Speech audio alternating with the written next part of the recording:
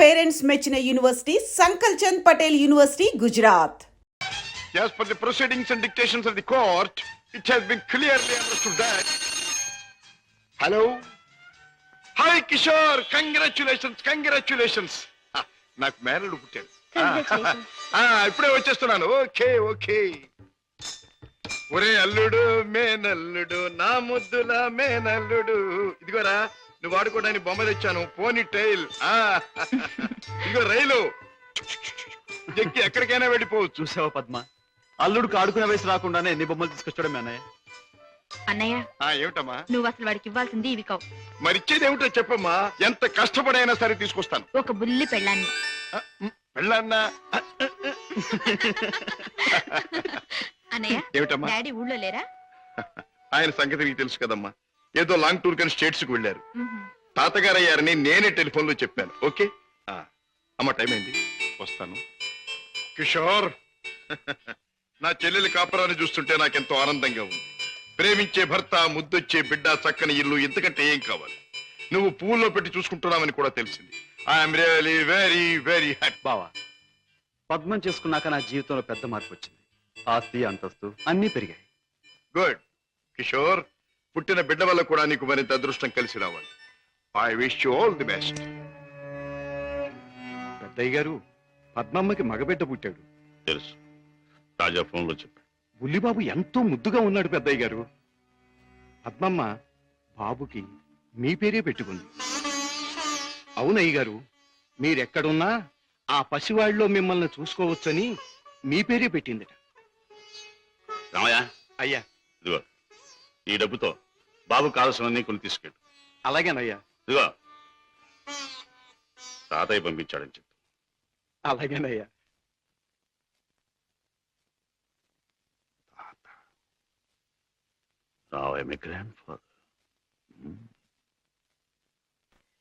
సీత, పుట్టిన నా మేనల్లుడికి పెళ్ళానిచ్చే బాధ్యత నా చెల్లెలు నా మీద పెట్టింది. అందుకని ఇవాళ నుంచి పట్టుదలగా, శ్రద్ధగా, సీరియస్ గా నువ్వు అదే ఇవాళ నుంచి ప్రేమించడం మొదలు పెట్టావనుకో. ప్రేమించటమా? మన కోసం కాదు, ఆ పసివాడి కోసం.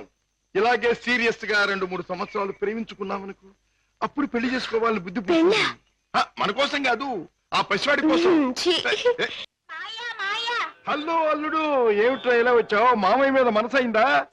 మరేమో మా అమ్మ నా పెళ్ళాన్ని నీ దగ్గరుంది తెచ్చుకోమని చెప్పింది. ఓహో, నీ పెళ్ళామా? నా పెళ్ళాన్నకి మావయ్యా నేను ఆడుకోవాలి. ఒరేయ్, ఆ టైప్ కుడుతుంది అమ్మాయి, బాగుందా? అదే నా పెళ్ళాం, అంత పెద్ద పెళ్ళాం వద్దుకో. ఏరా, ఇంత పెద్ద మామయ్యకి ఎసరు పెట్టేటట్టున్నావు. ఆ అమ్మాయి నీ పెళ్ళాం కాదురా. ఆ అమ్మాయిని అడిగితే నీకు పెళ్ళాన్ని ఇస్తుందా? చలో చలో. ఏ అమ్మాయి? ఏం బాబు, ఏం కావాలి? చాక్లెటా? కాదు, పెళ్ళాం కావాలి. ఎక్కడ దాచా? పెళ్ళావా? అవును, మావయ్య చెప్పాడు.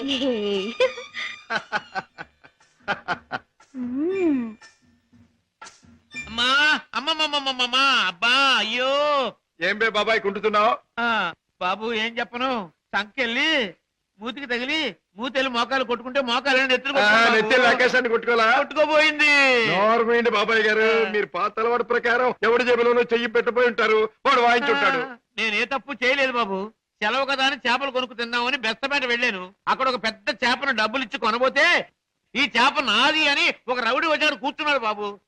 అయ్యయ్యో, నీదేంటి నాది అని ఇంకా నేను అనలేదు బాబు. వాయించేశాడు బాబు నన్ను. చేపల పులుసు దేవుడు ఎరుగును, నా ఒళ్ళు పులిచేసేసాడు బాబు. ఇది నీకు అన్యాయం, మా బాస్ తో చెప్తాను, మా బాస్ని తీసుకొస్తాను అని అంటే ఏమన్నాడో తెలుసా బాబు? ఏమన్నాడు? ఏయ్ చెప్పుకోబే, దమ్ముంటే మీ బాస్ని తీసుకురా, ఇద్దరిని కలిపి కోసి పులుసు పెట్టుకుంటాను అన్నాడు బాబు. అంత మాట అన్నాడు? డామిట్. సీత, నువ్వు బాబుని తీసుకెళ్ళి ఇంట్లో దింపేయి. బాబాయ్ పద.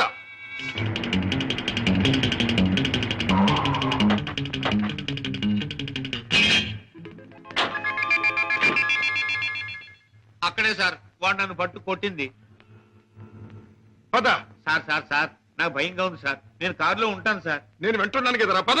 అయ్యో ఇప్పుడే కదా సార్ తన్నాడు. బాబు కదా నా బాబు. వీరికి సన్నాసి. 5 రూపాయలమ్మా చాలా ఎక్కువ ఇదిగో, రేట్లు పెరిగిపోతున్నాయి ఇక్కడ రౌడీ నాగులు ఎవడు? ఆడితో ఎందుకు బాబు గొడవ? మీ దారి మీరు వెళ్ళిపోండి. పెడతాను కానీ వాడు ఎక్కడున్నాడో చెప్పండి. ఇక్కడే ఉన్నాను బే.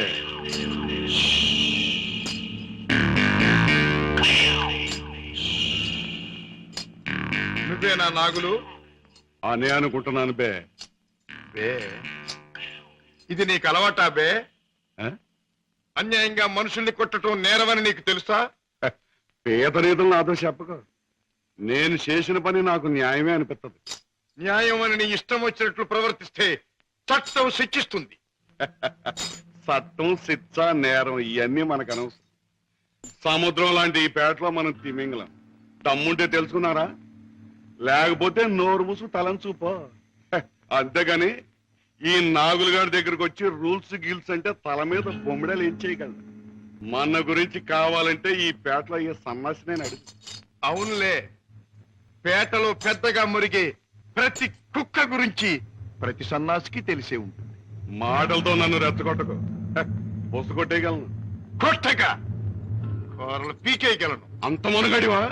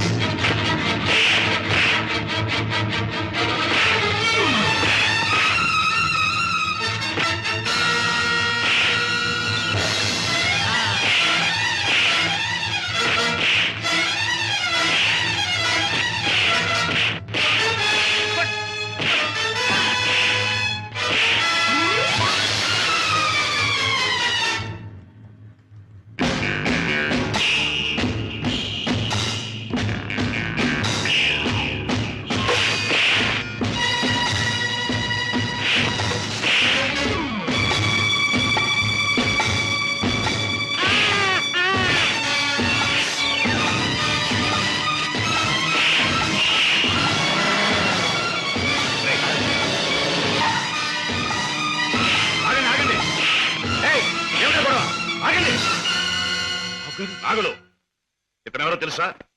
నా కన్న కొడుకు, నా ప్రాణానికి ప్రాణం. ఈ బాబు గారు మీ అబ్బాయా? నాకు నిజంగా తెలియదు బాబు. తెలుసుంటే చేయెత్తబోదును, మాట తొలగపోదును. నన్ను మన్నించండి బాబు. ఏం నాన్నగారు, ఈ నాగులు మీకు తెలుసా? తెలుసు అంటే మీ నాన్నగారు నాకు తెలియపోటేంటి బాబు. ఒకప్పుడు గ్యాలంలో చిక్కున్న చేపలాంటి నన్ను బయటికి లాగి తిన్నెట్టి బతికించారు.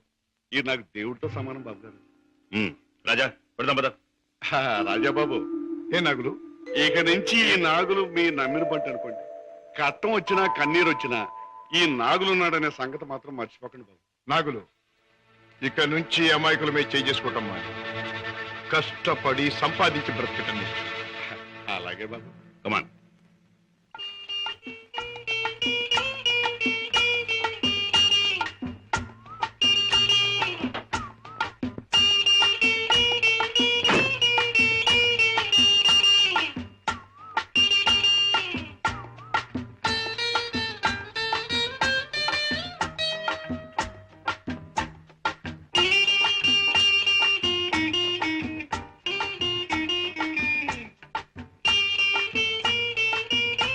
Very good, very good, very good. నాతో డాన్స్ చేస్తావా? నీతో పోటీ చేస్తే నేను ఓడిపోవడం ఖాయం రా. కింద పడేస్తావు. దింపు తాతయ్య. నువ్వు ముద్దిస్తే గాని దింపనరా. చీ, ముద్దివ్వడానికి నువ్వే ఆడపిల్లవా? నీతో మాటల్లో పోటీ చేసినా ఓడిపోవడం ఖాయం రా. రామయ్య బాబు, పద్మ వచ్చిందా? ఏం డాడీ, మీ ఆరోగ్యం అది? బాగానే ఉందమ్మా. పద్మ, మీ కాపురాన్ని గురించి ఎప్పటికప్పుడు వింటూనే ఉన్నాను. కిషోర్ పట్టుదలకి, ప్రయోజకత్వానికి చాలా ఆనందిస్తున్నానమ్మా. తాత, నువ్వు కథ చెప్తానన్నావు, చెప్పవా?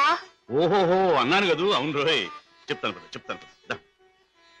అమ్మా పద్మ, నువ్వు బుల్లిబాబుని ఎత్తుకుని అయ్యగారింటికి వచ్చినప్పుడేనమ్మా అయ్యగారి ముఖంలో నవ్వు కనిపిస్తుంది. మనవడంటే అయ్యగారికి భలే ఇష్టం. ఓహో అలాగే, ఇట్స్ ఆల్ రైట్. రేపు కోర్టులో కలుసుకుందాం. Good night.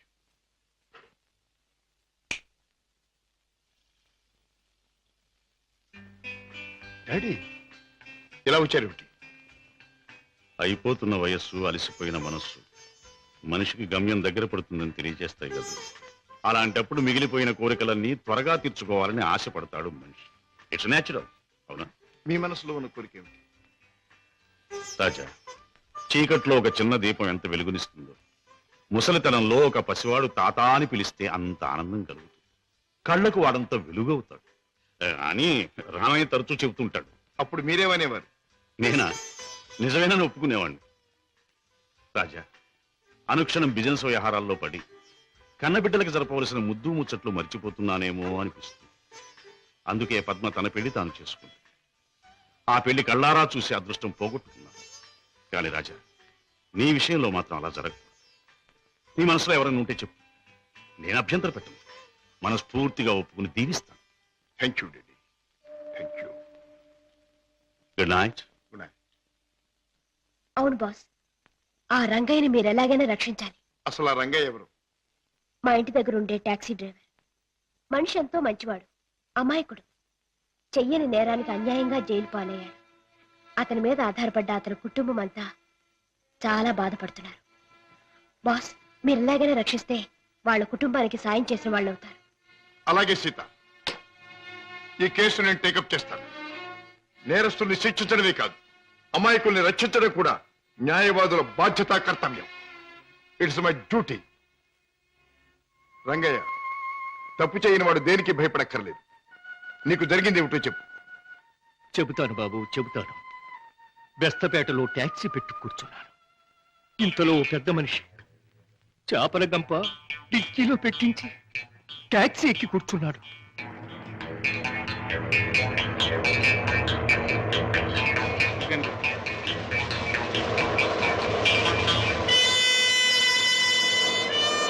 Stop stop stop.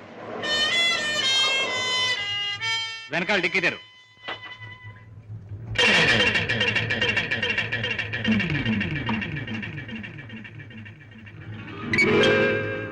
ఈ చేపల కంప ఎవరిది? నాది కాదు సార్, టాక్సీలో వచ్చిన వారిదండి. అలాగా.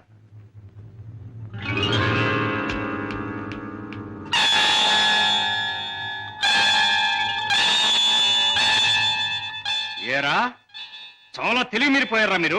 నాకేం తెలియదు సార్, టాక్సీలో ఉన్న పెద్ద మనిషిదేనండి. ట్యాక్సీలు ఎవరు లేరు సార్.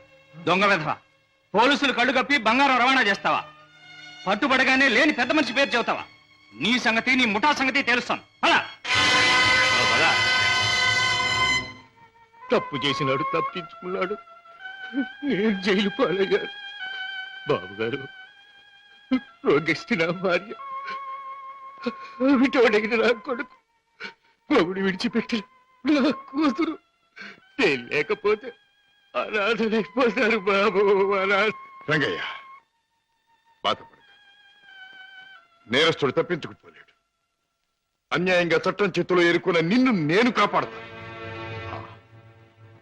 నీ టాక్సీలో ఇక్కడ మనిషి ఎలా ఉంటాడు, ఏమేం మాట్లాడాడు, అవన్నీ చెప్తావా? టాక్సీ వస్తావా? నా పేరేం ట్యాక్సీ కాదయ్యా. నీ పేరు ఏమిటి తెలుసుకునే టైం లేదు నాకు. వస్తావా లేదా? అయ్యయ్యో, ఉండవయ్యా, రావటానికే కదా ఉన్నాం. అయితే మీరు ఆ బొట్టు తీసుకెళ్ళి దిక్కులు పెట్టి.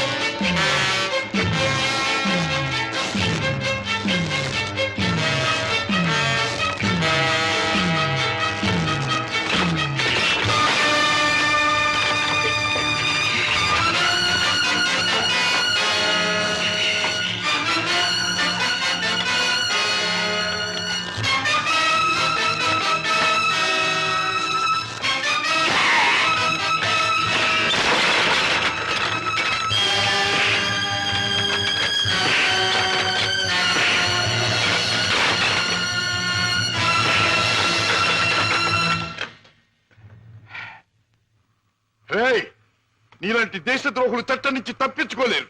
నీలాంటి దుర్మార్గులు ఈ స్మగ్లింగ్ నేరాలు చేస్తూ ఉంటే పాప అమాయకులు శిక్షించబడుతున్నారు. నువ్వు చేసిన వెధోపరికి పాప టాక్సీ డ్రైవర్ జైలు పాలయ్యాడు. పెద్ద దేశభక్తునంటూ నేరస్తులను పట్టుకుంటాను, దేశద్రోహులు శిక్షిస్తానని కబుర్లు చెప్పే నీ ఇంట్లోనే ఉన్నాడు పెద్ద దేశద్రోహి. రాయ్, ఏమిటే మీ నాన్న ఒక పెద్ద స్మగ్లర్ తెలుసుకో.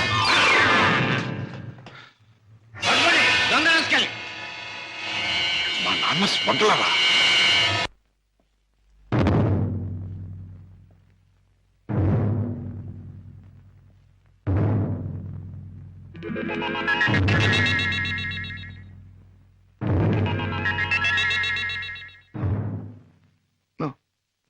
నేను నమ్మలేదు.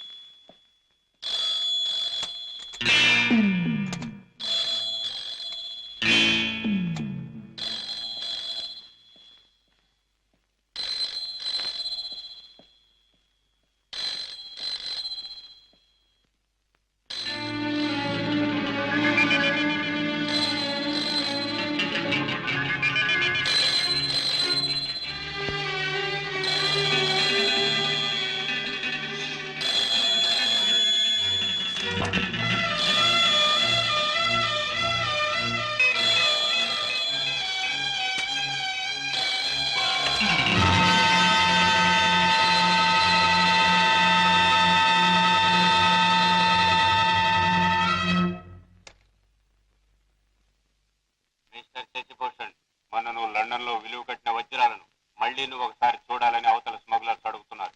కనుక రేపు మళ్ళీ నువ్వు బయలుదేరాలని బాస్ చెప్పారు.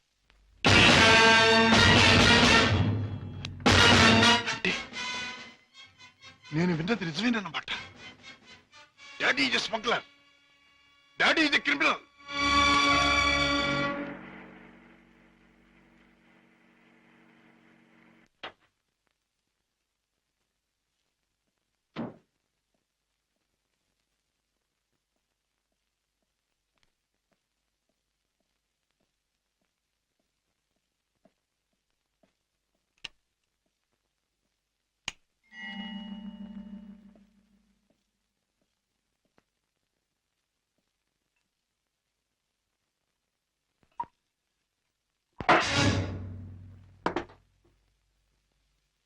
నాకు పోయండి. రాజా, అవును, తెలిసిన నిజాన్ని తట్టుకోవాలంటే తాగక తప్పదు. తప్పనిసరిగా నీతో తాగించే ఆ తెలిసిన నిజాలేమిటి? మీకు తెలియదంటారా? నీకేం తెలిసిందంటాను. ఏనాడో తెలియవలసింది, లేదా ఎప్పటికీ తెలియకూడంది తెలిసింది. నేను దండం పెట్టే దేవుడు దారుణమైన రాక్షసుడని తెలిసింది. నాకు అన్నం పెట్టి చేయి అన్యాయంతో చేయి కలిపిందని తెలిసింది. రాజా, అవుండే, మిమ్మల్ని గురించి భయంకరమైన నిజం ఒకటి తెలిసింది. మీరు చేసేది స్మగ్లింగ్ అని తెలిసింది. మీరు నేరస్తులని తెలిసింది. తెలియగానే నేను నమ్మలేదు. ఇప్పటికీ నమ్మాలంటే నా మనసు ఒప్పుకోవటం లేదు. అందుకే మీ నోటి వెంటే మీ మాటగా మీరే చెప్పండి డాడీ. మీరు నేరస్తులేనా? చట్టం దృష్టిలో దోషులేనా? మీరు చేసేది సంఘానికి దేశానికి ద్రోహమేనా? చెప్పండి డాడీ, చెప్పండి. మై డియర్ బాయ్, నీకు తెలిసిందంతా నిజమే. Yes, ఇన్నేళ్ళు ఈ నిజం నీకు తెలియకూడదని తాపత్రయపడు. కానీ తప్పుని నిప్పుని ఎంతో కాలం దాచలేమని ఇప్పుడు అర్థం. రాజా, నేను పట్టుబడిన నేరస్తు. నేను చేసేది చట్టానికి వ్యతిరేకమైంది. అంటే ఇంతకాలం మీరు నాకు పెట్టిన అన్నం, నేర్పించిన చదువు, ఏర్పరిచిన సౌకర్యాలు, తీర్చిన సరదాలు అన్నీ అన్యాయపార్జనతో సమకూర్చినవి, అంతా పాపిష్టి సొమ్ముతో తెచ్చినదేనా? డాడీ, దౌర్భాగ్యపు డబ్బు కోసం, అస్థిరమైన ఐశ్వర్యం కోసం మీరు ఈ అవినీతికి దిగుదారా? లేదు, లేదు. డబ్బు మీద ఆశతో, సంపద మీద వ్యామోహంతో కాదు నేను ఈ దారి పట్టాను. కట్టుకున్న మనిషి మీద ప్రేమతో, కన్న బిడ్డ మీద మమతతో తప్పనిసరి ఈ తప్పు దారి పట్టాను. డాడీ, పసివాడిగా ఉన్నప్పుడు నీకు పాలు లేక, జబ్బుతో మంచంలో ఉన్న మీ అమ్మకు మందు లేక, నిరుద్యోగిగా ఉన్న నాకు వేరే దారి లేక వీధిన పడ్డాను. మానవ అభిమానం విడిచి తెలిసిన ప్రతివాడి ముందు చెయ్యి చాపాను. నా భార్యా బిడ్డలను రక్షించమని అడిగాను, అర్థించాను, ప్రార్థించాను. కానీ ఏ ఒక్కడూ పట్టించుకోలేదు. మనిషికి మనిషి సాయపడని ఈ లోకంలో సాయపడేది మనిషి సృష్టించిన డబ్బే. నా భార్యా బిడ్డలు బ్రతికించుకోవడం కోసం, ఆ డబ్బు కోసం జీవితంలో మొదటిసారిగా తప్పుదారి తొక్కాను. ఆపై నా పిల్లల్ని పెంచుకోవడానికి, 2 పూట్ల అన్నం పెట్టుకోవడానికి అరణ్యం లాంటి ఈ లోకంలో ఆ తప్పుదారి నాకు తప్పలేదు. Those unavoidable circumstances have driven me to this state. Daddy, ప్రతి నేరస్తుడు తాను చేసింది న్యాయమని చెప్పుకోవడానికి తగినంత కారణం ఉండొచ్చు, కథ ఉండొచ్చు. కానీ ఎంత మాత్రాన అతను చేసింది నేరం కాకపోదు. రాజా, కన్నబిడ్డలకి తిండి పెట్టడం కోసం ఒక జంతువు మరొక జంతువుని చంపుతుంది. దాని సృష్టి సహజం అంటాం. వాటికున్న ప్రేమానురాగాలు మనుషులకు ఉండకూడదంటావా? ఆ ప్రేమానురాగాల వల్ల చేసే పనిని తప్పంటావా? ప్రేమానురాగాలు ఉండొచ్చు, కానీ జంతువుల కంటే మనుషులు ఎన్నో వేల రెట్లు గొప్ప ప్రాణులు కనుక ధర్మం, న్యాయం సంగతి కూడా ఆలోచించాలి. అయితే ఒక తండ్రిగా నా బిడ్డల్ని నేను రక్షించుకోవటం నాకు న్యాయం. వాళ్ళ కోసం ఏ పని చేసినా అది నాకు ధర్మమే. డాడీ, మా మీద మీకు గల ప్రేమ మిమ్మల్ని నేరస్తుడిగా మార్చినందుకు నేనెంతో జాలిపడుతున్నాను. ఇంతకాలం ఆ పాపిష్టముతో మమ్మల్ని పోషించే కంటే ఆనాడే మా ప్రాణం తీసినా బాగుండే. రాజా, నువ్వు ఒక బిడ్డగా తండ్రి అయి ఉంటే ఈ మాట అనలేకపోయేవాడు, ఆ పని చెయ్యలేకపోయేవాడు. డాడీ, బిడ్డని చెప్పలేకపోతే నేనైనా చచ్చిపోయేవాడిని, కానీ మీరా తప్పులు మాత్రం చేసేవాడిని కాదు. ఇంతకాలం ఈ పాపిష్టి సొమ్ము తిన్నానంటే చచ్చా నా మీద నాకే అసహ్యం వేస్తుంది. అన్యాయపార్జనతో న్యాయవాద వృత్తి చదివానంటే నా మీద నాకే కోపం వస్తుంది. ఇంట్లో నేరస్తుని ఉంచుకుని బయట నేరస్తుని విచారించి జైలుకి పంపుతున్నానంటే నా మీద నాకే I can't stay here for a minute. నేను ఇంట్లో ఒక క్షణం కూడా ఉండదు. రాజా, రాజా, ఒక్క మాట. ఆడపిల్ల కన్నవాళ్ళని వదిలిపెట్టి వెళ్ళడం సహజం. కానీ కన్న కొడుకు కడదాకా కన్నవాళ్లతోనే ఉంటాడు. పోయాక కాటిదాకా సాయం వస్తాడు. కొరివి పెట్టి సాగనంపుతాడు. ఆశతో నీ మీదే ప్రాణాలన్నీ పెట్టుకున్న ఈ డాడీని అర్ధంతరంగా ఒంటరిని చేసి వెళ్ళిపోతావా? డాడీ, నేను వెళ్ళిపోతున్నది అన్యాయపాలయం లాంటి ఇంట్లో నుంచి, చట్టాన్ని వ్యతిరేకించిన ఒక నేరస్తుడి నుంచి. అంతేకాని మా డాడీ మనసులో నుంచి కాదు. నేనే మీకు కావాలనుకుంటే బ్రతికిన మీ జీవితాన్ని, సంపాదించిన ఆస్తిపాస్తుల్ని, మీ ఇంటిని, మీ సర్వస్వాన్ని మీరు వదులుకోవాలి. ఒక సామాన్యమైన మనిషిగా, మమత నిండి ఉన్న ఒక మామూలు తండ్రిగా ఎప్పుడు మీరు నా గడపలోకి అడుగు పెడతారో అప్పుడు ఆప్యాయతో మీ చేయి అందుకుంటా, ఆదరంతో మిమ్మల్ని లోపలికి తీసుకుపెడతాను. లేకపోతే ఈ కొడుకే మీకు రీడనుకోండి. Good bye. రాజా, రాజా,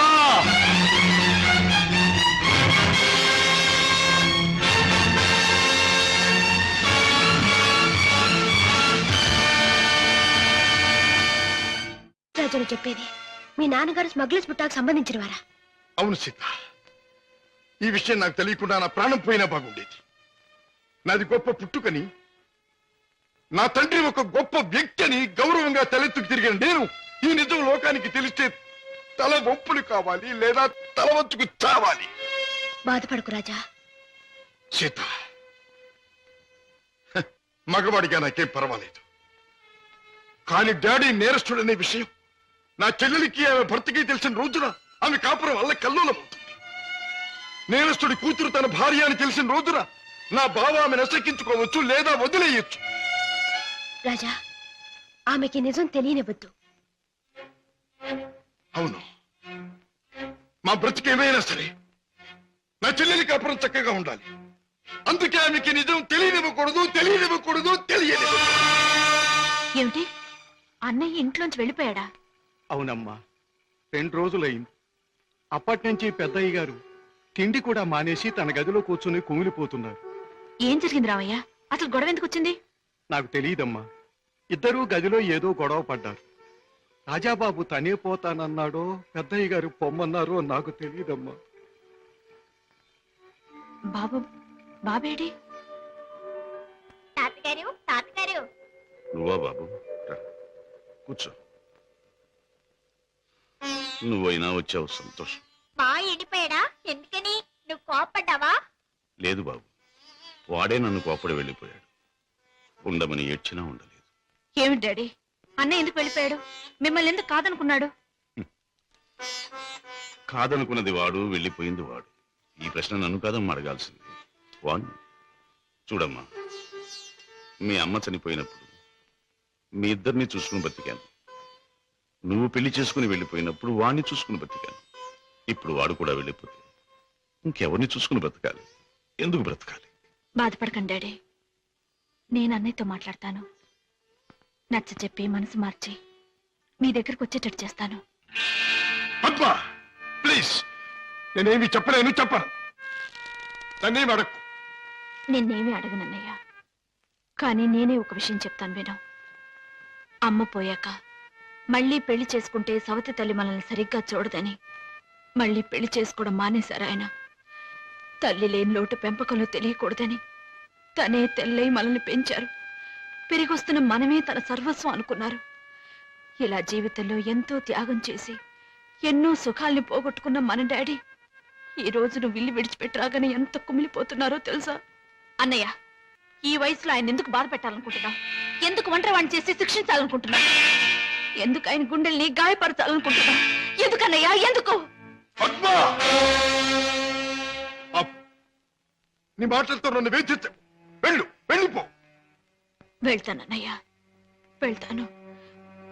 కానీ ఒకటి మాత్రం గుర్తుంచుకో, కారణం ఏదైనా దైవం లాంటి డాడీని బాధ పెట్టడం మాత్రం పాపం అన్నయ్య, పాపం.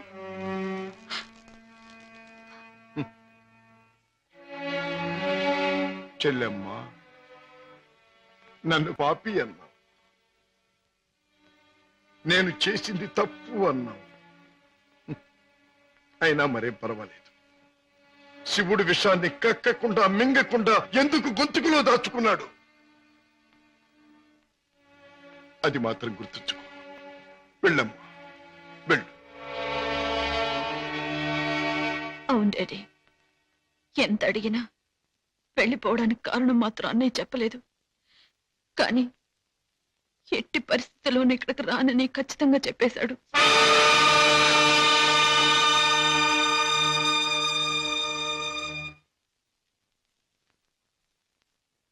రాజా, అర్థం లేని నా బ్రతుకి అందమిచ్చావు. నిన్ను కలిసాకే నా జీవితం ఎంతో మధురంగా.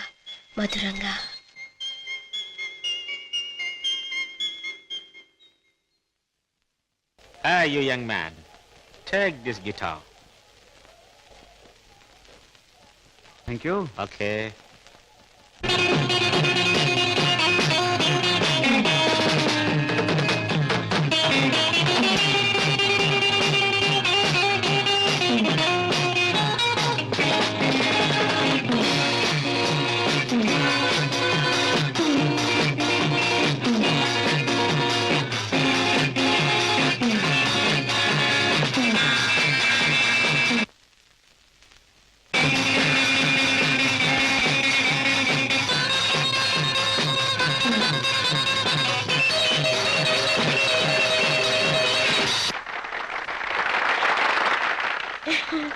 గారు బాత్రూమ్ నెంబర్ 5లో మార్పిడి జరుగుతుంది.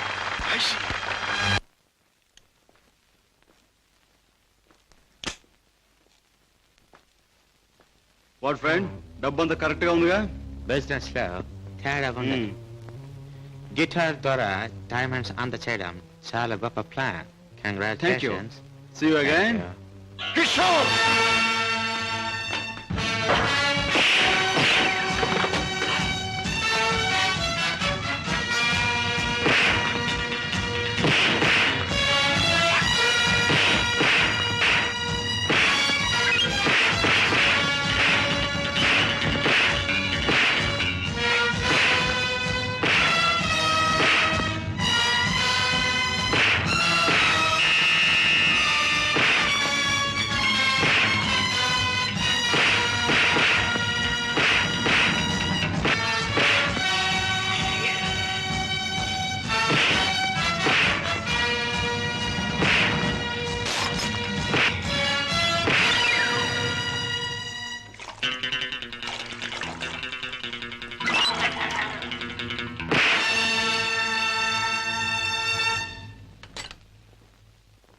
కిషోర్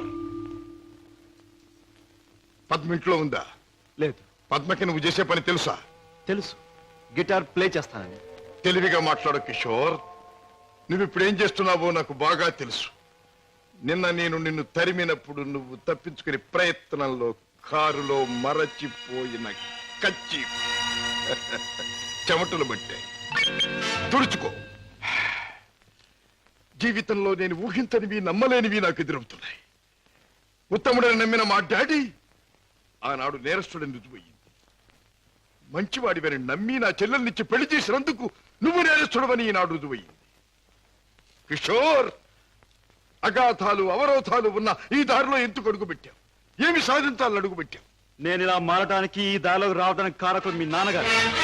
కిషోర్, అవును, డబ్బులే నేను పద్మను ప్రేమించానని తెలిసి మీ నాన్న మా ఇంటికి వచ్చాడు. నా పేదరికాన్ని చూసి హేళన చేశాడు, అవమానించాడు. పెళ్లి జరిగాక వచ్చి ముష్టివాడికి ధర్మం ఇస్తున్నట్టుగా ఒక చెక్ బుక్ అందించి తన ఐశ్వర్యాన్ని, అహంకారాన్ని చూపించాడు. ఆ నిమిషాలను నిర్ణయించుకున్నాను, నా భార్య బిడ్డల్ని ఐశ్వర్యంలో ముంచెత్తాలి అని. అందుకే నేరం అని తెలిసి స్మగ్లర్స్ తో చేయి కలిపాను. వేలకు వేలు డబ్బు సంపాదిస్తున్నాను. సంపాదించే డబ్బుతో నువ్వు సాధించేదేమిటి? ఏదైనా సాధించచ్చు. డబ్బుతో పరువు కొనొచ్చు, పరపతి కొనొచ్చు, నా భార్యను సుఖంలో ముంచొచ్చు, నా బిడ్డలో కష్టం తెలియకుండా పెంచుకోవచ్చు. కిషోర్, కానీ ఒక్క విషయం మర్చిపోతున్నావు.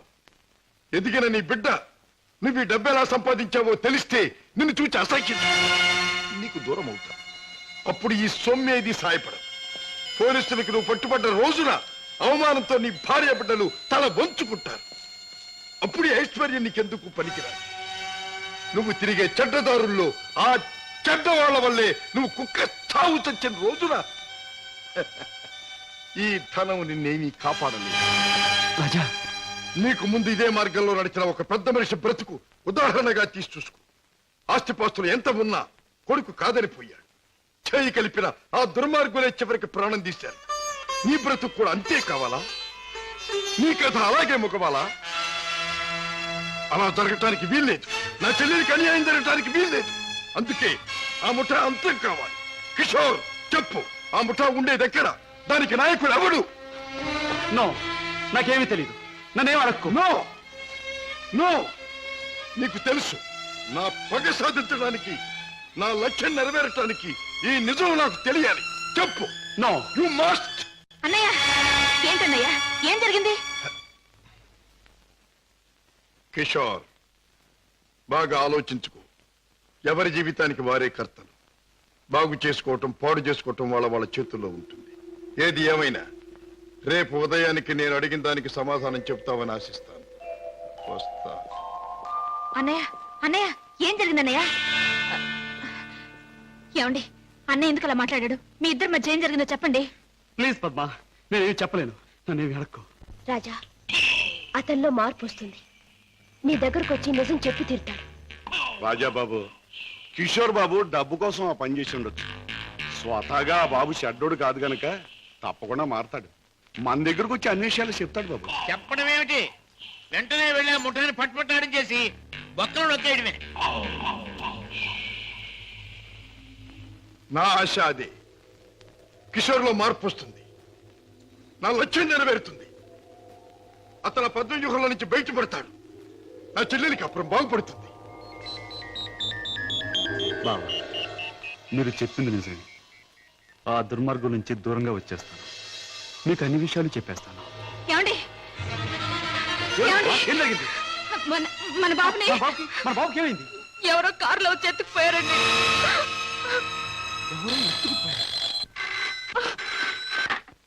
Hello, Kishore speaking. నువ్వే మాట్లాడతావని నాకు తెలుసు. మాట్లాడుతున్న నేనెవరో నీకు తెలుసు. మిస్టర్ కిషోర్, నీ ముద్దుల భార్య గారాల బిడ్డ కోసం ఘోరంగా రాగాలు తీస్తున్నది కదా. అంటే మీరేనా మా బాబుని ఎత్తుకుపోయింది అని అడగబోతున్నావు కదూ? అవును, నేనే. ఒరే రాక్షసురా, నా బాబుని ఏమైనా చేసావంటే? ఇంకా చేయలేదు, చేద్దామని అనుకుంటున్నాను. Wish me best of luck. ఏమండి ఎవరండి? బాబుని ఎత్తుకుపోయిన వాళ్ళేనా? వాళ్ళేం కావాలంటున్నారు? ఏది అడిగినా ఇచ్చేద్దాం. డబ్బు, నగలు, ఇల్లు, ఆఖరికి మన ప్రాణాలైనా ఇచ్చేద్దామండి. ఏడవ పద్మ, నా ప్రాణాలు తెగించిన బాబుని తెస్తాను.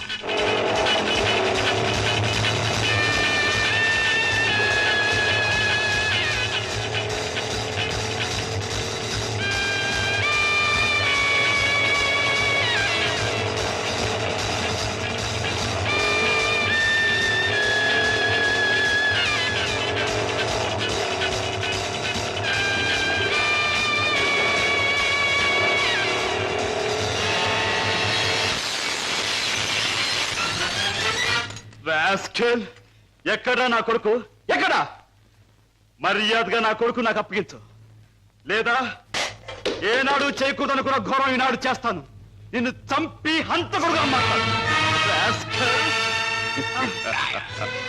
తొందరపడకు సింహకిషోర్. నన్ను చంపే ప్రోగ్రాం కాస్త ఆపు చేసి ఒక్కసారి అడి చూడు. బాబు, బాబు, పైనున్న ఆ పంజరాన్ని చూడు. నీ బిడ్డను ఆ పంజరంలో బంధించబోయే ముందు ఆ పంజరానికున్న స్పెషాలిటీ నీకు చూపించాలి. జగ్గు,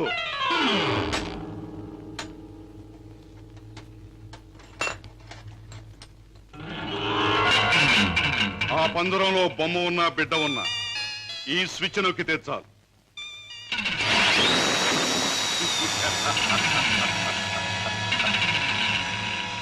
ఆ విధంగా కథ ముగుస్తుంది. జగ్గు, కుర్రాన్న పంజరంలో పెట్టు.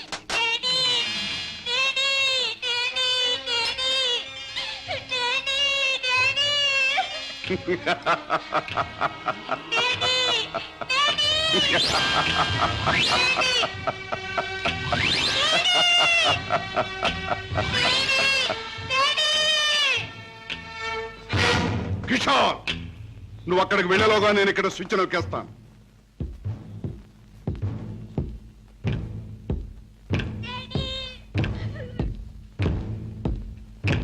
కిషోర్, నీ బిడ్డ నీకు దక్కాలంటే నేను చెప్పినట్టు చెయ్యాలి. ఆ కత్తి తీసుకువెళ్ళి నీ బావరాజాను హత్య చేసి రావాలి. అవును, నీ కొడుకును నువ్వు బ్రతికించుకోవాలంటే నీ బావను చంపి తీరాలి. కిషోర్, కత్తి అందుకుంటావా, స్విచ్ నొక్కమంటావా? త్వరగా తెలుసు.